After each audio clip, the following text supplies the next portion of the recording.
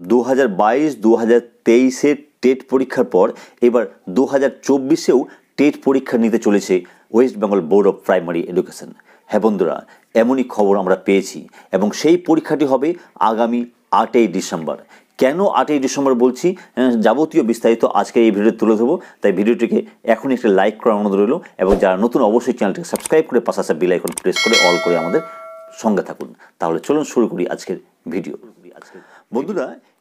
বন্ধুরা এনসিটির গাইডলাইন মেনে যেমন প্রতি বছর টেট পরীক্ষা নেওয়া হবে বলেছিলেন পর্ষদ সভাপতি মাননীয় গৌতম পালবাবু, ঠিক তার সঙ্গে সঙ্গেও বলেছিলেন যে প্রতি বছর কিন্তু আমরা নিয়োগ করব। কিন্তু আমরা দেখতে পাচ্ছি যে টেট পরীক্ষা 2022 ও 2023-এ নিয়মিত হলেও নিয়োগ কিন্তু সেইভাবে নিয়মিত হচ্ছে না এবং এই নিয়ে কিন্তু প্রার্থীরা যারা টেট পাস করেছে তারা কিন্তু বিভিন্ন ধরনের আন্দোলন সংগঠিত করছে, যা আমরা বিভিন্ন সময় বিভিন্নভাবে দেখেছি। অথচ এই আন্দোলনে কোনো রকম হেলদোল না করে, অর্থাৎ কোনো প্রতিক্রিয়া না জ্ঞাপন করে পর্ষদ কিন্তু পুনরায় অর্থাৎ 2024-এও টেট পরীক্ষা নেওয়ার তোড়জোড় শুরু করে দিল। হ্যাঁ বন্ধুরা, এই 2023-এর টেট পরীক্ষা মিটতে না মিটতেই পরবর্তী টেট পরীক্ষা কবে নেওয়া হবে এর কিন্তু একটা পরিকল্পনা তৈরি করে নিয়েছে পর্ষদ, এমনটাই কিন্তু আমরা খবর পাচ্ছি।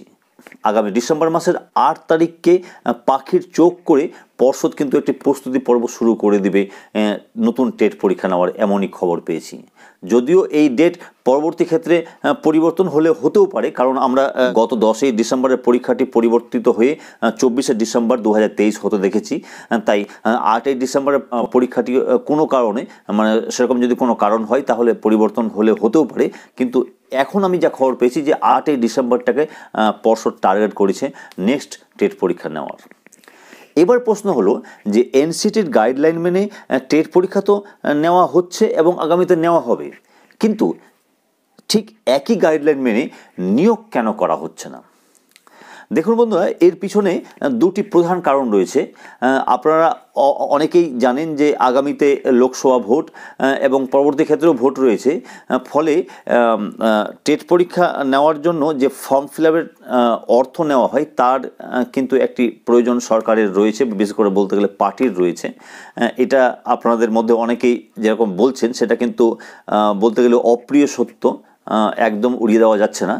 তার সঙ্গে সঙ্গে যেটি প্রধান কারণ রয়েছে যে প্রতি বছর টেট পরীক্ষার মতো যদি প্রতি বছর নিয়োগ দিতে হয় তাতে কিন্তু একটা হিউজ পরিমাণে প্রার্থীরা শিক্ষকতার কাজে যোগ দেবেন বিদ্যালয়ে। ফলে সরকারকে একটি বেতন খাতে বড় অঙ্কের অর্থ ব্যয়ভার বহন করতে হবে।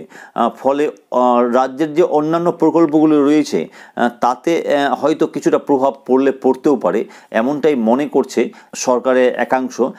এর জন্য হয়তো প্রতি বছর নিয়োগ হচ্ছে না, এমনটা কিন্তু বিভিন্ন মহল থেকে দাবি করা হচ্ছে।